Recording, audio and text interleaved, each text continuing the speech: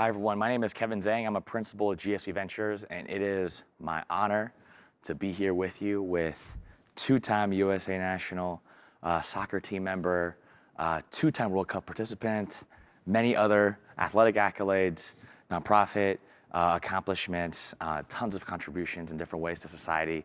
I'm with my dear friend, Jay DeMerit. Welcome, Jay. Good to see you, Kev. Yeah. How are you? Look at this. Yep. It's a brave new world out there.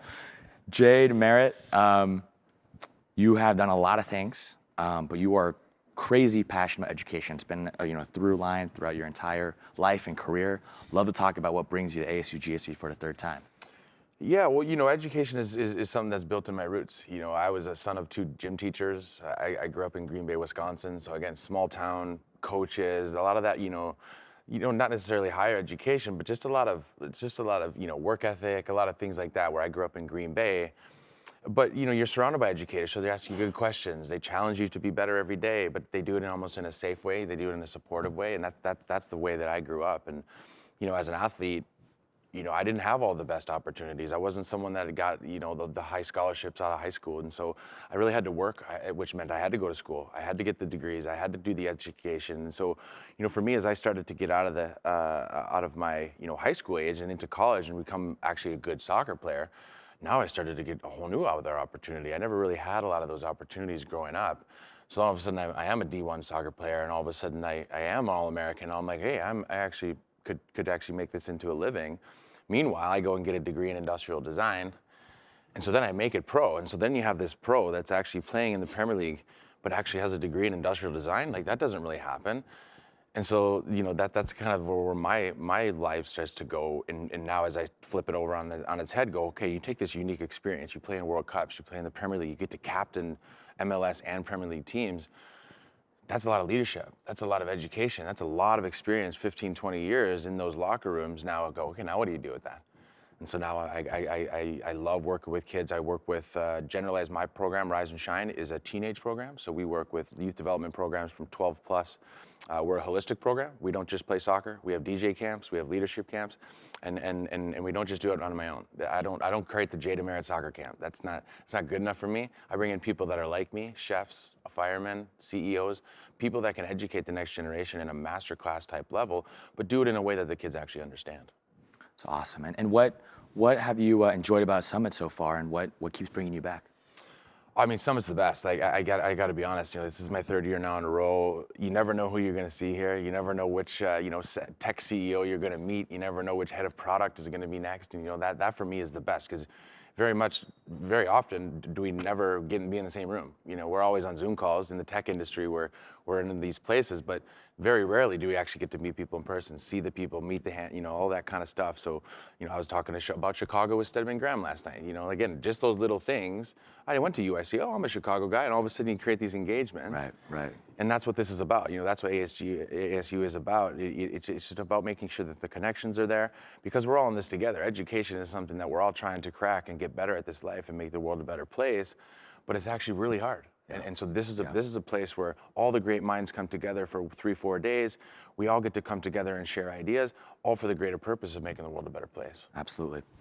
When you think about your career, and as you kind of share even more about it now, and when we met, I'm just struck by how bumpy it was at times, and how you had to just go through superhuman effort in terms of working like 9 jobs right before you knew soccer could be a thing. Talk about how your camp and your experiences teach persistence in the young people, something I imagine today I feel like we lack more and more of. Yeah, no, and I think that all of that stress and anxiety, we look at teenagers now. They are suffering more than ever from stress and anxiety.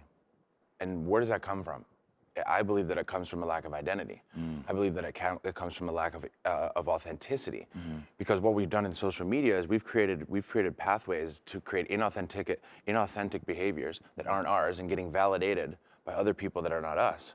So give me a like, but it's up to you to like me. Right. That's creating stress and anxiety and a lack of identity in me. And so when we build our programs, we start with the mind first. We're a mindset-based program. We teach the mindset before we teach skill set. And so my mindset had to be built over many, many years of being told no, many, many years of told you're not good enough. it took self-confidence, it took a skill set of mine that I had to learn myself to walk into rooms that I didn't belong in, to walk into a fire and get a contract for the first time as a 23-year-old American in England, which is the hardest place on the planet to play. But I took self-confidence to be able to, it took a self-belief to do that. But that is unearthed by knowing who you are, creating confidence within yourself, understanding the good things that you bring to the table and the bad things that you bring to the table. If you don't understand the bad things, you never know what you need support from. And so when we create support systems now for kids, that's what we do. First, we teach the mindset. Then you teach the confidence based on passion finding and skill sets. Then you can create a confidence to walk into rooms and get a job, walk into rooms and get your first opportunity to create a scholarship. This is how you get there. But now we got to start at 12 years old and go, okay, well, what are you actually doing? Are you finding yourself? Right now, your traditional sports program, your traditional math programs, your traditional dance programs, you're getting siloed at 9, 10, 11, 12, 13 years old. So you got these kids that are now 13 showing promise in something and go, okay, that one thing, that's all you get. By the time you're 18, now where are you? All of a sudden soccer's taken away from you. You injure your foot, now you can't dance. You know, you're not getting the opportunities that you think you are. And then confidence starts to go. And then you're like, oh, my one skill isn't my actually skill. Now I got stress and anxiety, and now I'm living in a world that I don't want to live in. And so with that, we've created an app that allows the mentality first. So the coolest thing about our app is actually your profile is not your face, it's your brain. And it's split into the 9 forms of intelligence. And so as you start to learn from celebrities and brands about all these different topics, now you're touching on 1, 2, or 3 of those intelligences, and your brain is actually growing at the same time. So you're watching your mentality grow. You're watching your brain get bigger and smarter and more knowledgeable. And we all know knowledge is power. And when you got power, you can walk into any room with confidence. But again, we got to start there. We got to start with up here. We got to start with mental health, not physical health. Physical health is a byproduct of having a mindset to go and work out. So we teach mentality first, and we don't just do it myself, we do it through the eyes of other celebrities, brands, high-performing people out there that are doing great things that now have an opportunity to educate by being an influencer. Yeah, and I'd actually love to unpack that more. I mean, there's so much there that's so interesting to unpack on, but I guess the one thing I want to dive into is you said you went from feeling like you didn't belong to getting in the room, talking about playing in England, which is not easy to do. But then you went from that to totally mastering your craft. I mean, you went from that to playing on 2 U.S. World Cups, some of the best World Cup teams that we've ever had. What do you think are some of the keys to you mastering a craft, in that way over time? And you did it even at a later age, which is impressive too, versus like the kids who are, grown up in the system. And I think persistence is key. But I also think that it's just I always talked about design school. I went to school for the arts, and the design mindset is there are no problems, there's only solutions. And so when you have a mindset that is built around those types of things, which the design school taught me, you build a product, you make a piece of art, and you're like, oh, you need to change that. And you're like, oh, okay, I'll change that. You don't take it personally. Now imagine yourself like that in life. Hey, you should change your button. Oh, okay, cool, I'll just change my button. It's like, what do you mean, what button? I got to talk about my button, and now I got ego, and now all of a sudden I'm in a place where that's not mine. And so for me, I think going to school for the arts allowed me to walk into those rooms with a little bit more confidence because I had other skills, because I had confidence that I could go do something else, but it's also because I had the confidence to keep going, keep persevering through, because when you have a mindset that's able to do that, again, the rest just follows, and then everything's okay. But I think we get stuck on these roadblocks a lot, especially young people now, especially in development. They're either developing in one way, so they don't have any other options. They can't go around. They can't be smart. They can't use a creative mindset to get better or to evolve from their roadblocks. So the next part is like, how do you actually teach that? And then how do you actually allow that to happen and then give the opportunities along the way that people can start to develop in the way that they want? Give me an anecdote of a time where you used design thinking in your U.S. national soccer team career. I'd be fascinated to hear. What I like about, design is that. Like when I first got into the league, I was a good competitor, I was a good athlete, so I could compete with the best players, but my ball skills on the ball weren't as good. So it's like, as professionals, we always like, what's going to not get you picked? It's not what's going to get you picked. It's what's going to not get you picked.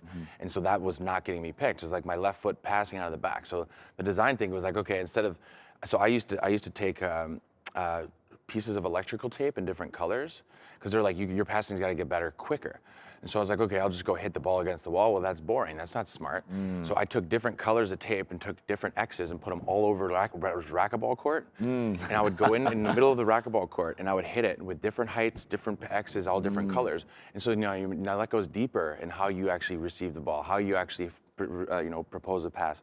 if I was just sitting there hanging the ball up against the wall being boring, I probably wouldn't have developed as fast as I could have. If you got smart and you go heights and you go different speeds and you can create a more game-like environment by being creative. Wow, yeah. Now you can get there faster.